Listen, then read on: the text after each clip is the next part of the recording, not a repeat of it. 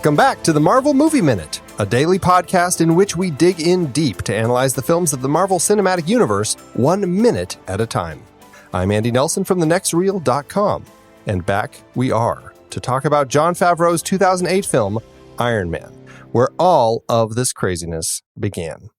And joining me on the show today, we have Krissy, Lenz, and Nathan Blackwell from the Most Excellent 80s Movies podcast. Welcome, guys. Hi. Thanks for having us. Hello. I am thrilled. Krissy, you are the, is it the director of the National Theater? Is that right? That's close. I am the director of National Comedy Theater, or NCT is the easier way to think of it, which is an improv comedy theater in Mesa, Arizona. Fantastic. And then, Nathan, you're also a writer-director, and you run a little place called Squishy Studios, right? Yeah. I'm writer-director. We do at Squishy Studios, usually genre comedy, short films, web series, and then also occasionally stuff we get paid for. That's always nice once in a while to get some of that, right? It's always a nice surprise. Well, we are here talking about minute 31 of Iron Man. This minute starts with Raza and Tony clearly having an intense staring contest and ends with Raza clearly daring Yinsen to swallow a hot coal. Quite a fun little minute here. A lot of intensity. Yeah, it's basically kind of like a silent film moment. You know, you really didn't need any subtitles or dialogue between them. Like, you totally visually get exactly what's going on here. It is nice to have subtitles, though. It's like, it is nice to have a little bit of clarity. Although, you know, when you don't have the subtitles, I always watch everything with closed captioning. So I like to know exactly what is being said, both by the subtitles and by whoever is captioning things. But it was interesting to watch it in this version where it's like you're kind of seeing through Tony's eyes because he has no idea what they're saying either. Well, that's something I thought was really nice to see because it's scripted in English, but it says in Urdu. Mm-hmm. So we know that they are going to want to translate it and have the actors actually speak this in Urdu. But then Jon Favreau made the decision to actually not put any subtitles on the screen here. And I think that for me, I think it's exactly what you were just saying, Krissy, where it really makes me feel like I am in Tony's shoes at this point. I am confused. I don't know what's going on. I just feel that there is a dark, scary threat in the room right now. And I think it makes it that much more off-putting. Oh, definitely. Mm-hmm. I completely agree. You just get the sense of tension and fear, and is the next thing I'm going to say going to be the wrong thing and make everything worse? Yeah. Stress. Yeah, this is the moment where Tony's really being tested. This is where he really has to decide if he's going to stick his neck out for someone else. It's kind of that transition from being selfish to selflessness. It's selflessness that's going on. As close as Tony can get to the selflessness, right? Mm-hmm. Can't we all? Can't we just all? It has been nice watching him through these scenes in the cave, though, as he's been learning with Yinsen and kind of growing through all of that as he's making the decisions. Because initially he was like very reticent to even say what he was working on, and only just a few minutes ago, film time, did we actually see him finally divulge his secret plans to Yinsen and realize, oh, this is what he's actually doing. And so it is nice to see kind of Tony moving into this place where he's opening up and he's kind of defending Yinsen and he wants this guy to stay alive, and it's nice to see him exerting some force here with this big threat that is in the room. Mm-hmm. Tony sees that Yinsen, when he's put to the test, is not gonna rat Tony out. He's a good guy, and Tony can trust him, and so Tony really wants to stick his neck out for him to kind of return the favor. Yeah, it's tough. Tony's not very trusting where he is right now in his life, and it's tough to know who's a good guy, who's a bad guy, and we're like in Yinsen, and so is Tony. Yeah, although this minute is just full of conflict because we have this great Urdu dialogue between Raza and Yinsen as they're talking about something that we don't really understand, but they have this great conversation. And obviously, it leads to a near torture moment. And you have these shots of Tony just staring, like, what am I going to do? Do I step in here, or do I, am I putting myself at risk by doing that? And it plays really nicely. Yeah, for sure. Yeah, definitely very tense. I do actually have the Urdu translation for the scene here. Oh. Which actually, I had somebody, I've been getting people from the Reddit community to do these translations for me. It's amazing what you can get people in Reddit to do for you. It's really wonderful. They actually translated it. It's pretty close to actually how it was scripted. I'll read the way that it actually translates from the film, and then if there's a really big difference, I'll let you know. So Raza, the first thing he says is, "What is going on here?" And then Yinsen says, "Nothing, sir, just work." And then Raza, "Lots of time has passed. Where is it?" Yinsen, "It was hard work. We're working on it, but it's been difficult." Then Raza, "Drop him to his knees. Give it to me straight. What's happening here?" Yinsen, "Nothing at all."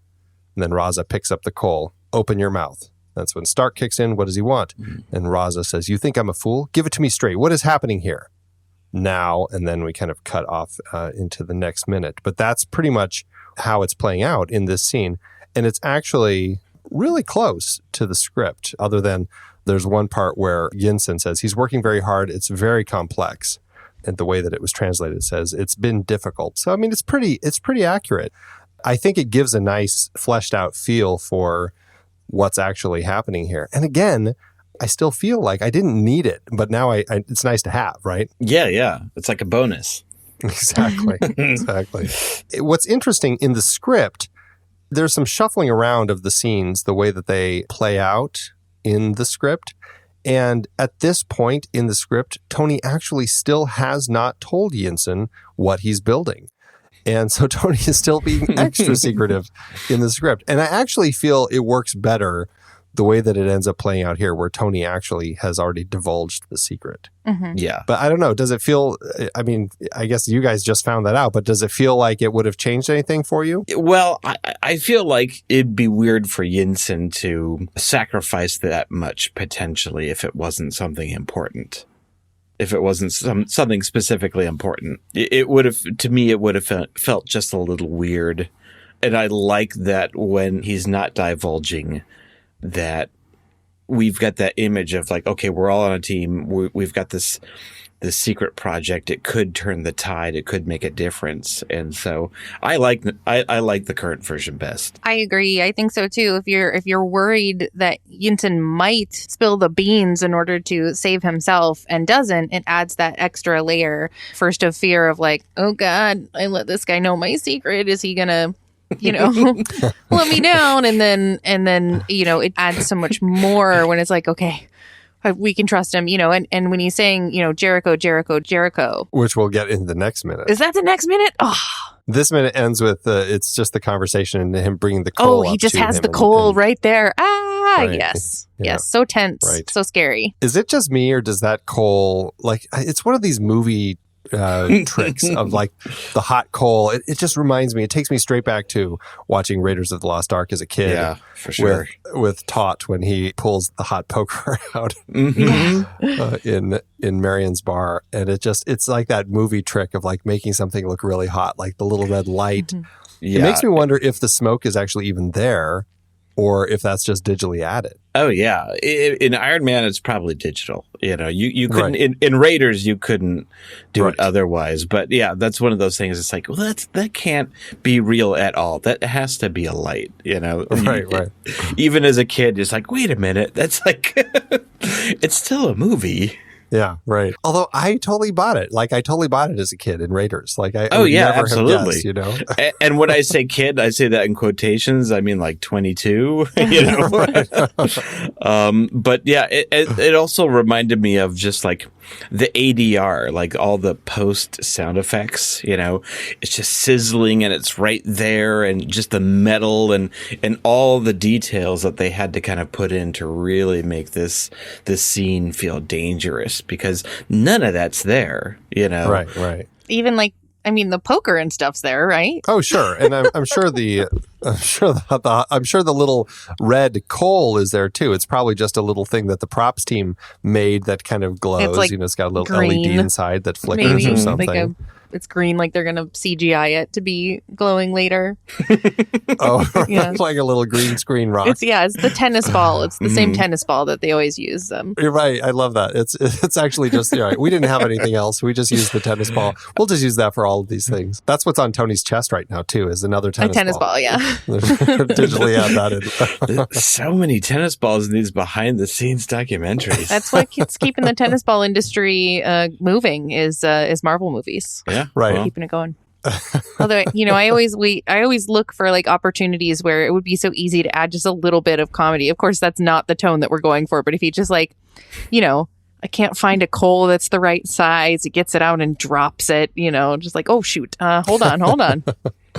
Burns a hole in his shoe. Right. It crumbles because, the pieces of charcoal, they're not that sturdy. That's true. They break pretty easily. The hotter they are, the more time they've been sitting in the fire. Yep. Yeah, he really did choose the perfect piece. He did. Well, he does take, a moment. I mean, he's over there. He grabs the poker and he digs around for a few minutes while everyone's watching him. So he could have been trying to find the right one. Also, like, he's in charge. I mean, honestly, he seemed pretty nonchalant about it. Yeah, I mean, he must have. This is not his first time. No. Right. That's how you get to be in charge, as you prove how easily you can select the perfect coal to threaten someone with. It's all about the perfect call. Mm-hmm. I'm learning so much. Yeah. What do you guys think of these bad guys? Do you like Raza and his team, the way that this all plays out? Because in the comics, it was all Vietnam. It was a totally different period of time. And obviously, they've kind of moved it all into war-torn Afghanistan to kind of fit with the times. How's that work for you guys? Yeah, it totally works for me. And then also he's still kind of a scenery chewing villain to where it doesn't feel like we're picking too much on Afghanistan. He still feels like a comic book villain. I think he's doing a great job. He's definitely intimidating. Oh yeah, for sure. And it's scary that there's like so many henchmen. It's like him and then 20 other guys all standing there with guns. There's so many of them. Like, their numbers are just scary and overwhelming. It's been interesting kind of learning about all these guys. And I've been trying to figure out like who all these actors are that play all these different members of the Ten Rings terrorist group working with Raza. Some of them are easier to pinpoint. Some of them are a lot more difficult. But what I've been learning is that most of them are actually utility stunts players, and which I never put two and two together as far as how that worked. But a lot of times when there's action scenes like this, they'll just cast a bunch of these utility stunt players to play all these bit parts, because those are the guys when it comes time to start shooting up the hallway and setting everybody on fire and blowing things up. Those are the guys that you're going to want to have. And that way you're not having an actor always having to get substituted by an actual stunt player. You're actually hiring these guys who are actually going to act the scenes and do the stunts. And it's been an interesting kind of learning process to start piecing all this together and go, oh, these are almost all utility stunt players in here. It seems like a smart move, though, double up your... Oh, absolutely. Yeah. It does seem like a very smart way to go. The main one that we get to look at right now, I mean, obviously we have Raza, who is not a stunt player. That is Ferran Tahir. But the main one that we'll end up seeing is the one who is kind of standing right next to Yinsen.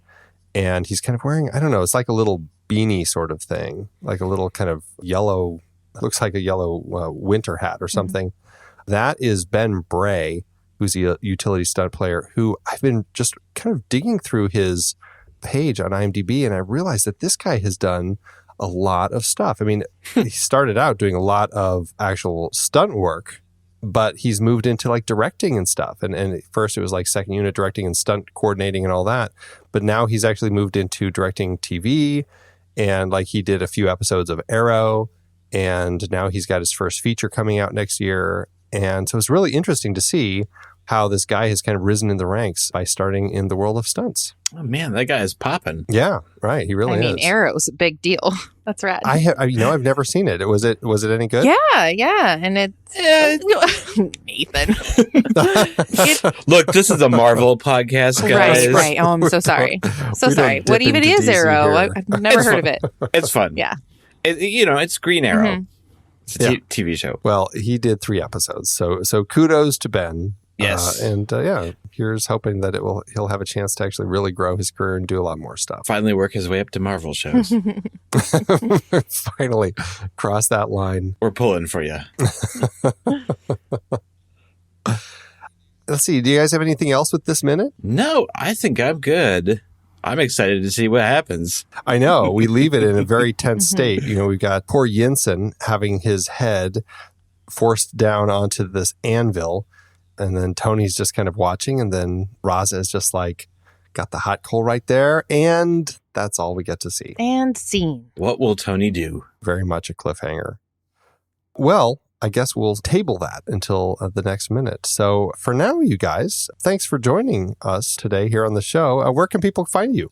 So we both co-host the Most Excellent 80s Movie Podcast. Krissy, what's the website for that? It's mostexcellentpod.com. And that is also our Facebook handle and Instagram handle, Most Excellent Pod and mostexcellentpod.com. Yeah, she runs everything. I'm just the color commentary. Yeah, we talk about the 80s movies that we love and that we remember differently, and we sort of go back and watch them with 2018 eyes and see what new things we discover. Movies like Runaway. Yes. Yes. Oh my so gosh. good. I loved it so much. Oh, robot spiders. That is the thing that I took away from that movie. I don't know if I remember much else about it, but I do remember the robot spiders. Yep. And maybe that's all you need to remember from that one. Probably true. Probably true. All right, everybody. Well, that's it for today's show. Thank you so much for tuning in.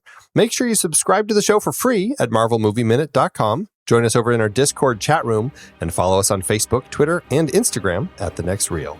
And if you like what we do and you want to support us and get some cool stuff, become a patron over at patreon.com/thenextreel. Until next time, true believers.